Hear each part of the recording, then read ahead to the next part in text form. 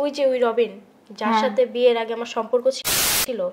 হ্যাঁ, কি মানে কিভাবে যে আমি ঢাকমো একটু চিন্তা ভাবনা তো করতে দিবি। জামাই থাই বিদাস আর তুমি তলে তলে টেম্পো চালে পেটাক খান বাজাই লইছ। কি যে কমো বুঝছস, আমার ধারা ডার পাইলি না। এখন আমি আমার সাথে কথা বলতেছো, এখন তোমার ঠান্ডার সমস্যা, সর্দির সমস্যা, এক বোতল বিষ। মানে তাহলে কি বলতেছেন এগুলো? ভান ধরো, তার কিছু করার নেই। আপু এসে বসছে বোধহয়। আরে আপু তুমি এসে পড়ছো? আসো আসো ভিতরে আসো, বসো না এখানে। আরে কি হয়েছে বলতো, সমস্যা কি? আপু তোমাকে যে কথাটা বলার জন্য আমি আসতে বলছি, আসলে আমতা আমতা করতেছিস কেন? কি হয়েছে? হাত কষলাইতেছিস কেন বল? ওই যে ওই রবিন যার সাথে বিয়ের আগে আমার সম্পর্ক ছিল। হ্যাঁ, কি হয়েছে? আসলে করছস মানে কিভাবে যে আমি ঢাকমো একটু চিন্তা ভাবনা তো করতে দিবি। চিন্তা ভাবনা তুমি পরে করবা, আগে আমার তাড়াতাড়ি বলো তো। যদি আমার শ্বশুর কোনোভাবে জানে না তাহলে তো মনে করো আমার আর এই সংসারে থাকা হইব না। তোর সংসার করার উপযুক্ত না। যাবি কে তোর রবিন নেতারে?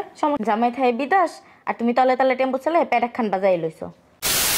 কি যে কমো বুঝছস, আমার ধারা ডার পাইলি না।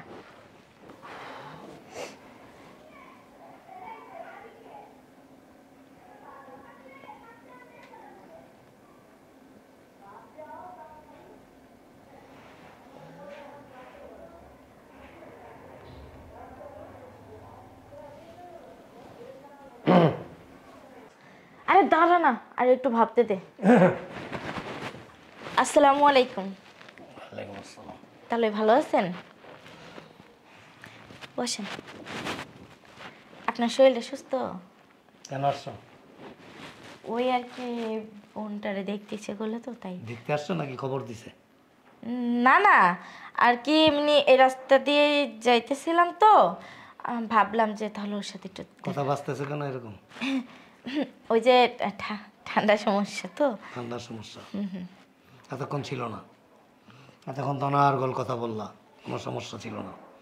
এখন আমি আমার সাথে কথা বলতেছো, এখন তোমার ঠান্ডার সমস্যা, সর্দির সমস্যা, জ্বর আসছে, কালকে রাত্রে মাথা ব্যথা হয়েছিল, রাস্তায় আসার সময় একটু উষ্টা পড়ে গেছিলাম, এই নানান রকমের অজুহাত আর কি। না না আব্বা আপনার কি কিছু লাগবে? লাগবে কি? এক বোতল বিষ। মানে তাহলে কি বলতেছেন এগুলো? পারবা আইনা দিতে? বিষ কেন আপনাকে দিব? এছাড়া আর কোনো রাস্তা নাই তো। কেন তাহলে এভাবে কেন কথা বলতেছেন? ভালো করে জানো এইভাবে কেন বলতেছি, যাই না যদি না জানার ভান ধরো, তাহলে তার কিছু করার। কি জানেন তাহলে কি বলতেছেন এগুলো? কি হয়েছে আব্বা, কোনো সমস্যা? হয় নাই কিছু, আবার হওয়ার কিছু বাকিও নাই। মানে মানে এরকম ঘুরায় পাছে কথা না বইলা যদি সরাসরি বইলা দিতেন ভালো হইতো। ও বুঝতে পারছি, চা টাইম হয়ে গেছে তো আপনার, চা দিনই তো, এর জন্যই তো। আচ্ছা আমি চা নিয়ে আসছি। চায়ের টাইম হয় নাই, বিষ খাওয়ার টাইম হয়েছে। এই সময়টা এখন বিষ খাওয়ার, আর নতবা আত্মহত্যা করার, আর নতবা ছাদের উপরে গিয়ে লাফ দেওয়ার, আর নতবা নিজের মুখটা লুকায় রাখার। তাহলেই আপনি যে কি কথা বলতেছেন আমি মানে বুঝতে পারতেছি না। বুঝতেছো কিন্তু না বোঝার ভান ধরতেছো। মানে কি? আমি একটা কথা বলি, একটা লোক যদি ঘুমায় থাকে না, যত কঠিন ঘুম ঘুমাক তারা কিন্তু ডাইকা উঠানো যায় এক সময়। আর জাগ্রত লোক যদি ঘুমের ভান ধরে থাকে, তারা সারা পৃথিবীর কেউ তুলতে পারে না, পারে? ঠিক এরকমই তোমাদের, তোমরা সব জানো, সব বুঝো, কিন্তু অন্যকে বোকা বানানোর চেষ্টা করো। আপনাকে কি কেউ কিছু বলছে না? আপনার ডোন্ট টাচ মি, গায়ে দিবে না তুমি আমার। আপনার কি জ্বর হইছে? গায়ে টাচ করব না আমি? আপনার ছেলে তো আমাকে বিয়ে করে রেখেই গেছে যে আপনাকে সেবা যত্ন করার জন্য। আমার ছেলে তোমাকে বিয়ে করে রেখে গেছে অন্য আরেকজনের জন্য, আমার সেবা যত্ন করার জন্য না। তাহলেই ঠিক বুঝতে পারলাম না কি বলতে চান। বুঝতে ঠিকই পারতেছ,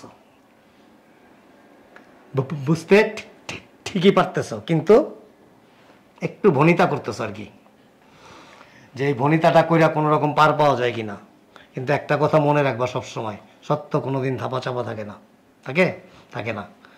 পৃথিবীতে এমন কোনো মিথ্যা নাই যেটারে ঢাইকা রাখা যায়। সারা পৃথিবীর জমিন দিয়ে আসমান দিয়ে যদি তুমি ঢাইকা রাখো না, তারপরে তুমি সত্য কোনোদিন চাপা রাখতে পারবা না, একদিন না একদিন সেটা প্রকাশ পাই। যাক, তোমরা ভনিতা করছো ঠিক আছে, কিন্তু আমি আর ভনিতা করতে ইচ্ছুক না। কারণ কি জানো, এই যে এতক্ষণ যে তোমাদের সাথে কথা বললাম না, আমার রুচিতে পারছে। তারপরে বললাম কেন, ওই যে মানে একদিন না একটা সময় আমার ছেলে তো তোমাকে বিয়ে করছিল, ঠিক আছে? তো তোমরা এখন এখান থেকে চলে গেলে আমি খুশি হব, কারণ ওই অন্যের বাচ্চা তোমার পেটে নিয়ে আমার বাড়িতে আমার ছেলের পরিচয়ে জন্মগ্রহণ করবে, এটা আমি কখনো কোনো অবস্থায় মেনে নিতে পারবো না। ওই অবৈধ সন্তানের পিতা আমার ছেলে হবে, কোয়াইট ইম্পসিবল। কি বলতেছেন? আমার পেটে যদি বাচ্চা থেকে থাকে তাহলে আপনার ছেলের বাচ্চাই থাকবে আর আপনার বংশের প্রদীপ থাকবে। ঠিক বলছেন তাহলেই, কারণ আপনার ছেলেরই সন্তান ওর পেটে। আমার বংশের প্রদীপ ঠিক আছে, কিন্তু ওই প্রদীপে তেল আরেকজনের, ওই প্রদীপের মধ্যে তেলটা আরেকজনের। সো আরেকজনের তেল দিয়ে আমার বাড়ির প্রদীপ জ্বালানোর মিথ্যা চেষ্টা করে কোনো লাভ নাই। তোমরা কি মনে করছো আমি কোনো কিছু জানি না, কোনো কিছু শুনি নাই? তোমরা দুইজনে বসে এখানে যে আলাপ আলোচনা করছো, আমি সব ওইখানে দাঁড়ায় শুনছি। সো ওই যে একটু আগে বললাম না আমি, যে সত্য কখনো ধামাচাপা দিয়ে রাখা যায় না, কোনো না কোনোভাবে আল্লাহ পাক এটারে কি করে, প্রচার করায়। মানুষ না জেনে একটা ভুল করে লাইছে, এবার মতো মাফ করে দেন। ছোট আব্বা, এই! আমার ভুল হয়ে গেছে আব্বা, আপনি আমার মাফ করে দেন প্লিজ আব্বা। গায়ে দিবা না, তোমার ওই অপবিত্র শরীর আমার পবিত্র শরীরের সাথে টাচ করবা না, খবরদার, বি কেয়ারফুল। আর ওই যে তুমি বললা না ছোট, ছোট কাকে বলে জানো? এই ছোট্ট মানে শারীরিক সম্পর্ক কি বুঝে না, বেডে যাইতে হয় কিভাবে এটা বুঝে না, তাকে ছোট বলা যায়। তোমার বোন তো অলরেডি প্রেগনেন্ট হয়ে গেছে, এটা তুমি ছোট বললে কি সমাজে বিকাইতে পারবা? ওই আর কি হাতে পায়ে লম্বা হয়ে গেছে, মানে অত একটা বুদ্ধি হয় না। না না, বুদ্ধি না হইলে এমনি এমনি প্রেগনেন্ট হয়ে গেছে, বুঝো না? মোবাইলের মাধ্যমে বিকাশে পাঠিয়ে দিছে, ঠিক আছে? আমি আশা করি তোমার যথেষ্ট বুদ্ধি আছে, বিবেক আছে, তুমি সব বুঝো, সব জানো। সো এই যে আমার দিকে তাকাও, বাকিটা তুমি ওরে বুঝাই দিও। আমার বাড়ি থেকে এখন গেলে আমি খুশি হব। সব দোষ তোর, বুঝছস নাই? তোরে কইছে একটু বুদ্ধি দে, তোরে জাল লেগে আনছি, তুই তা না কইরা চিল্লা একবার বলতেছস, পারস না যে পাশের বাসা পর্যন্ত আওয়াজ যায়। এই যে এই শুটিংটা আপনার বাসায় যায় করেন, বিয়া তো এই যে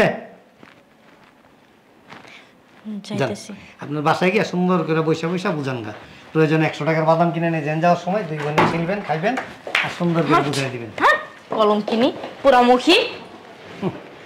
নাটক করে ভালোই করেছে।